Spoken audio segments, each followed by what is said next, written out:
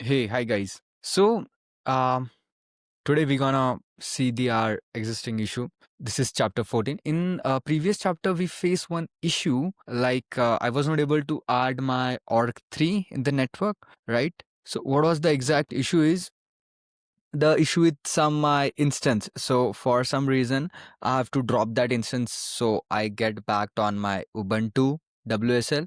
I tried multiple approaches. I tried to change the YAML files and all those stuff, multiple type recreating the network, but network is running, my test network is running, but at the time of adding my org3, I don't know, but somehow it's saying that CouchDB configuration is mismatch or password is incorrect and something like that, but I cross checked, it was correct. So I believe there is some issue with the Docker cache in my system, and that was so light VM, right? So I used the lightest VM, so there is some issue. I was not able to figure it out, I'm very frank. I was not able to figure out that what is the issue I was facing. So I just dropped that approach, but I have to complete this playlist. So I choose WSL. Though there is no change in the setup, complete same repo I'm using over here in my WSL, same step at the same level. What we saw in existing one. So we have to run the network and we have to try our register one after deployment of my chain code, right? So we have the same chain code over here as well. Perfect. Okay. Yeah. We have the fund, contracts, and all those things.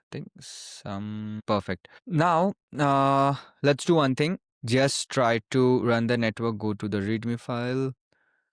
Over here, just set up the network. Same commands. We'll try over here. We'll have to up the network. So I'll use this command. We don't need sudo over here because we are running in WSL itself. So I don't need any sudo permission to access my Docker.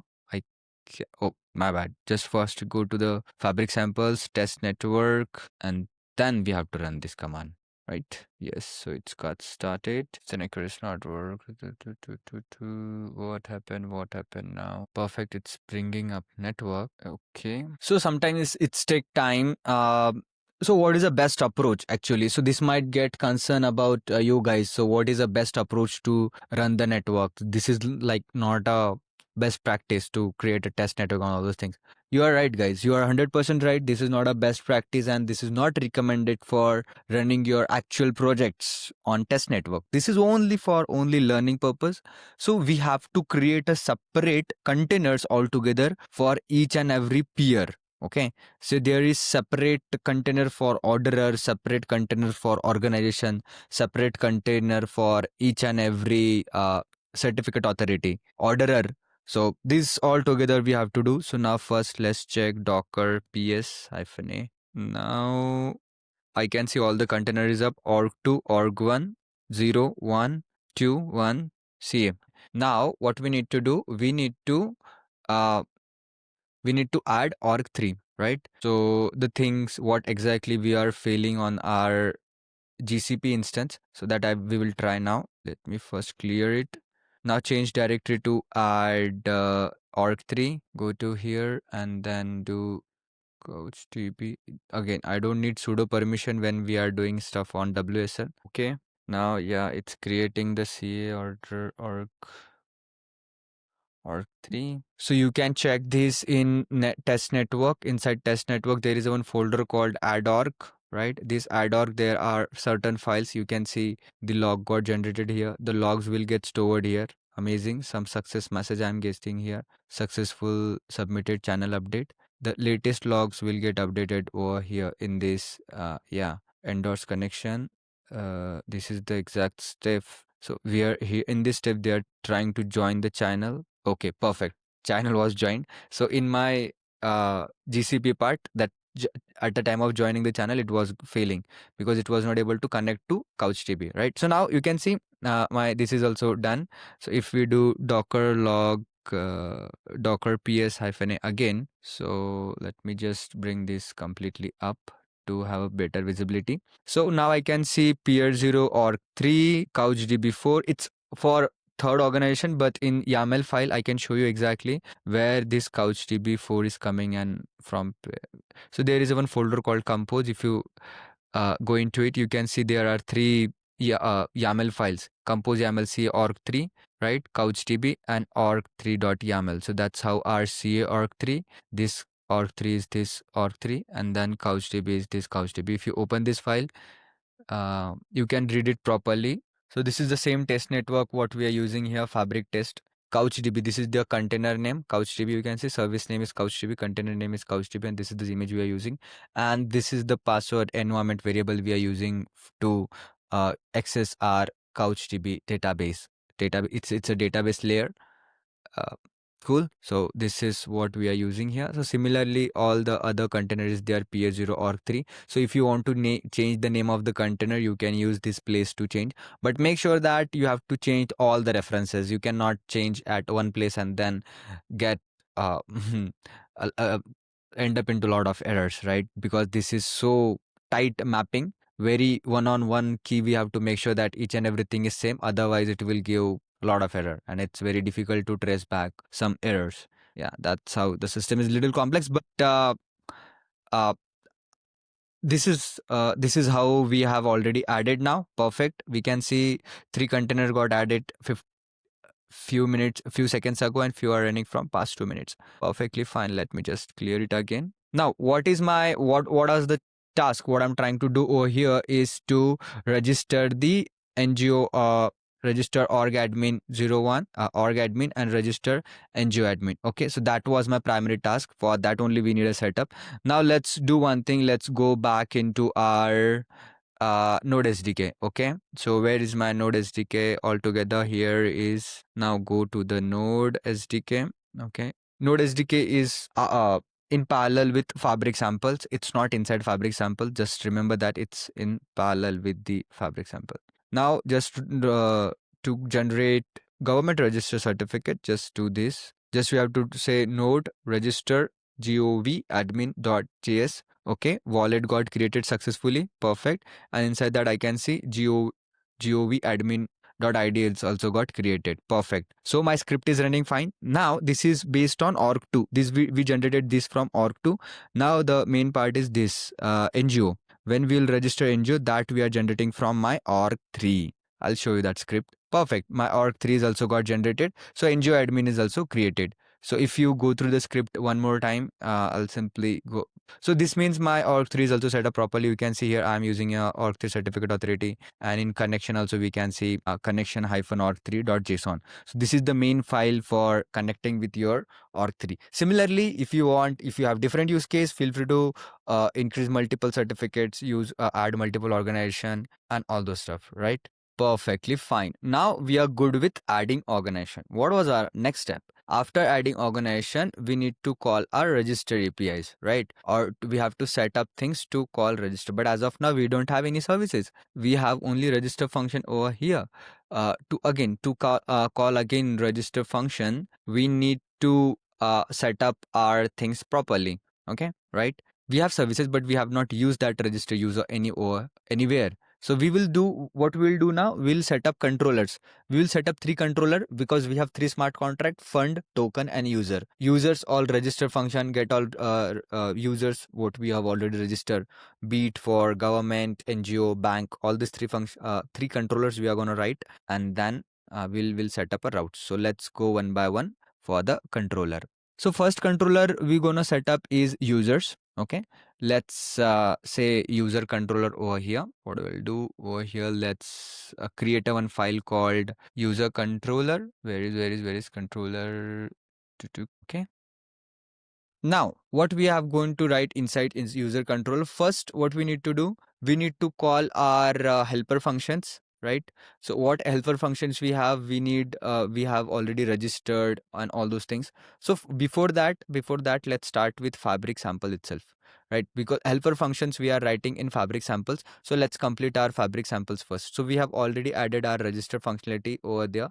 So let's try to add the login functionality as well, and then get connect functionality.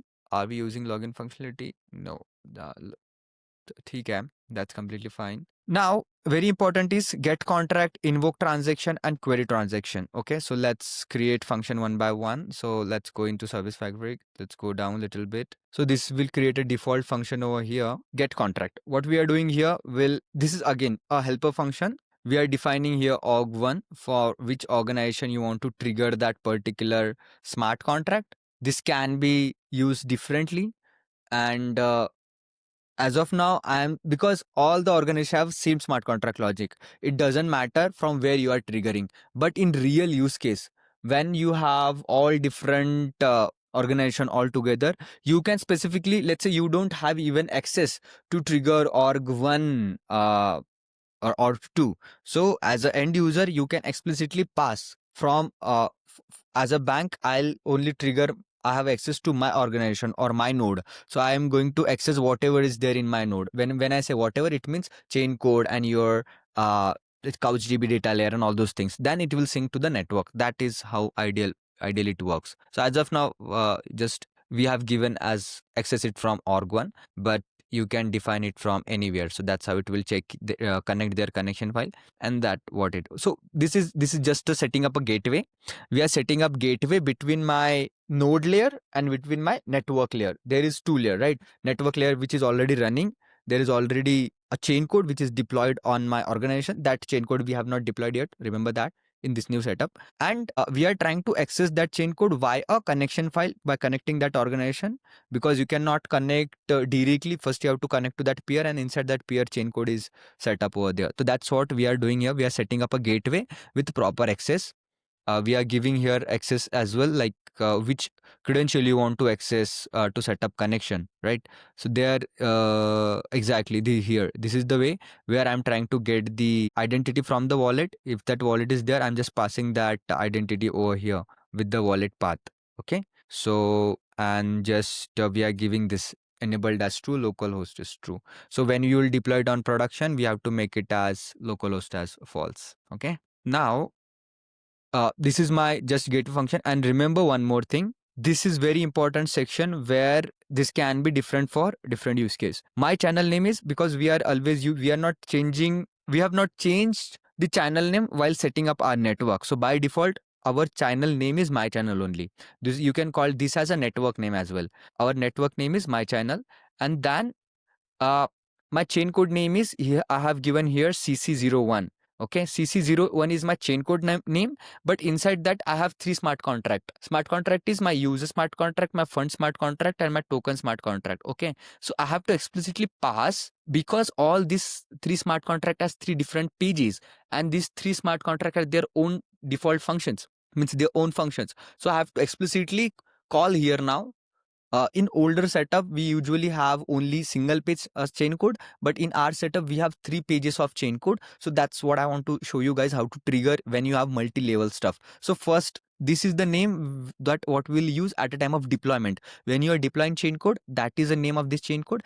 And this will be remain same for all the users if you are following the same folder structure. If you are using user smart contract, token smart contract, and then what was the other? Fund smart contract, right? Then you have to use that smart fund, all the variable names, and this will come from your respective functions when you will define your API, and from that will come from the controller. Okay, so this is my get smart contract function. Now this is like just setting up a gateway. Now we have to write my invoke smart contract, invoke transaction. We need now invoke transaction function. So when we are saying invoke, means when we are doing any write operation on my ledger, on my smart contract. So simple, very simple. What we will do, we'll call here get smart contract function, set up a gateway, get the contract instance, get the gateway instance, right? So contract instance, based on contract instance, submit transaction. Submit transaction is a fixed name. This will denote a write operation on my smart contract or chain code. And then what I will do, I'll get the function name. What is the function you want to call? Smart contract name already have defined over here. So I'll get to know that how many functions are there in that contract, and based on that I'll pass it. And here we are passing the user cert. That's what we already shown here. You can see contract name and user.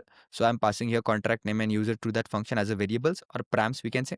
And then from here we'll get the instance created, and then we'll call submit transaction from on that instance, and we'll pass your function. This function name should be remain exactly same what we have written in the smart contract. This is my actual smart contract function name. For example, in my user controller, if you go to the chain code, if in my user contract, here we have register NGO, right? Register NGO. So exactly register NGO will come into that place where I'm trying to write my this function name. Register chain code will come into the function name, and this arguments, you can see here arguments. This arguments is nothing but the user contract. When we saying this other than context, these all will act as arguments. This is my default context. This will act as my user defined arguments or parameters. That what I need to pass over here. So now this is a destructured array, right? So that what we will get it from the variable, from my controller. This function is a helper function. This is something repetitively we are gonna use for each and every write operation. Whenever I want to do any write operation, that at that time write operation on a chain code, I'll that time call a submit transaction, and in response I'll get that JSON. Just I'm converting it into string and then sending it over back to my API. Okay, that's how our helper function will work. And similarly, we have read function as well. This is my write function invoking. Similarly, we have read function, simple one, where I'm just saying query transaction, where I'm just using. So yeah, we have added our query transaction over here. Now we need to export all these functions. Just we have to do whatever the function we have added, just export it over here, right? We have added register. Did we added login? No, we didn't added login part. Just we can remove that. Not needed. But yeah, I think login is good to have. I'll just add login as well. So this is something we have registered it. And after that, after registration, you have to check that is user already exist in your wallet or not. That time you're gonna use that login function. Okay, so let's quickly check the login functionality logic as well. This is more like a register, but few check is here. Simply what we are doing, we are setting up a wallet. We are checking is user exist or not in my wallet. If it's exist, we are saying yes, user is there. If it is not, we are saying simply user is not exist, right? That's how simply we handled over here. Okay, perfect, cool. Now, what we need to do, we need to start writing our controller. So this is something that we have did for helper function. Now we have to write our actual controller where I have access to my helper functions, and then one by one with respect to controller, we'll write a function. Okay. So for my user controller, what I will do, user controller is equivalent to my user contract. Whatever the functions we have written in my user contract, all those functions we gonna pull over here, but in a proper API manner. That are the actual smart contract logic. Here we have to write a API. So here from this is, you can see this is my registered donor, where I'm registering donor, just I'm treating it as a API, as a request response. So I'm taking things from the request body like user cert, donor ID, name, email, ls. All these things will come from the request body, from the user. And what we'll do, so register user, I know that I'm registering the donor, right? So a registered donor is defined for org2. Again, this should not come from the user. Like, or we can do another thing. We can extract the identity. We can check the who is the user, and based on identity, we can extract the org2 as well. But for simplicity, I've already added here org2. We have to register based on org2. Then who will be the my admin credential, to who is that person who is triggering the register function, that is government admin, and then the user ID is for donor ID and then donor, right? So if you go to the register function again, I'll show you what it will do. It will take organization ID, admin ID, user ID, and user role, right? So if you check where exactly we are using the org ID, you can see for everywhere for managing the access, getting the connection file, we are using org ID. Then we are using here to define the certificate authority, right? To define the department affiliation we are giving with respect to that particular organization. And then here we have giving one more thing to define the admin identity. This is org, but this is again admin ID is also very important for us. We can check that admin ID we are using over here. Yes, first we are getting admin ID. If admin is there, then we are okay. Then we are creating a provider here. Get user context based on admin ID. And then that admin ID will going to generate the user admin. You can see that user admin is generating the certificate, that's secret for that individual user. So that's how our user admin will come under the picture. So this admin will vary based on each and every function. So for no, wrong function, I think controller. So you can see for our registered donor, that's what we are passing as government admin for. And then after that, what we are doing, we are passing this. Yeah, and remember one more thing. In past few videos, we have added a logic to generate the generate one particular batch for our user, right? So that batch generator logic also we gonna add inside this particular functions. Okay, so at that same time when we are registering, the batch logic will also come into the picture. So but before that, you can see invoke. So what we'll do, that generate batch or generate image, generate batch or image logic will come here. Okay, logic will go here in the future. And then after that, once we'll get in return CID. In return, we will get CID. We'll store that batch on IPFS and we'll get CID. And that CID we gonna store in our invoke credential, invoke transaction my helper. But at the time of register, if you remember, in smart contract we added the CID also to register. Okay, so that will cover from that CID will get from here, and that how that what we'll store over there.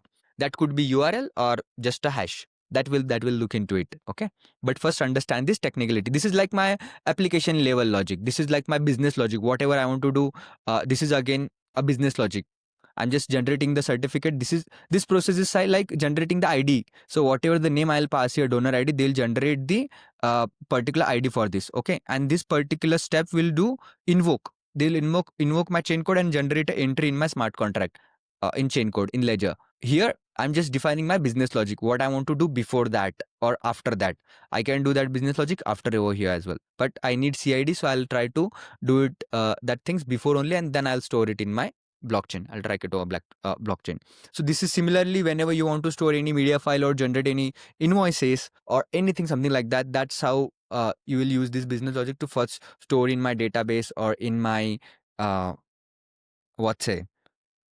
in our proper decentralized storage, and then get the CID or their references are stored in blockchain. So here this will be stored in my blockchain. Okay. So similarly we'll have a function called get donor, right? So get donor is simple. So where we have earlier we are using here invoke chain code. So sorry, invoke transaction. There we are simply saying query transaction. I just need a reference. I just need a proper key over there. So donor ID, I'll use that key, and user certificate. User certificate means user ID, that what user we have already generated, that user ID will use or as a request from the user side. And then here you can see I'll just using user ID as a user contract. You can see I have explicitly defined your contract name, user contract, and then this is a function name, what function I want to trigger, register donor. Here get donor, and in register donor I'm explicitly passing proper function, donor ID, name, email, ls. So these functions we need to change with respect to our smart contract. What we have written in smart contract, we have to update that. So this smart contract I think is not updated. I have to add CID as well. Okay, we'll add it, not an issue. So here I'll add CID, and then because I changed that setup from GCP to here, so that contract is updated one. This is not updated one. I've updated that directly on my instance. So this is how we will add CID, and whatever the parameter is over here, just grab this parameter. Oh, okay.